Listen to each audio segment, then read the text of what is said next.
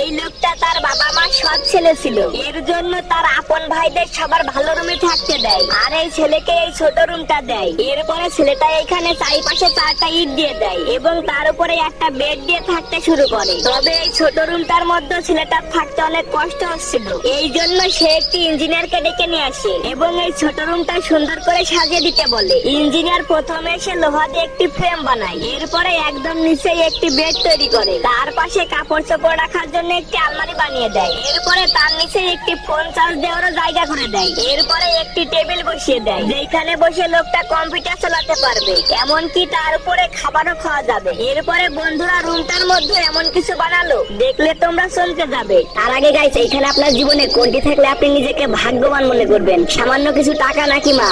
আমার মতো যারা মা থাকাকে ভাগ্যবান মনে করবেন তারা চ্যানেলটি সাবস্ক্রাইব করে কমেন্ট বক্সে আই লাভ ইউ মা লিখে দেন।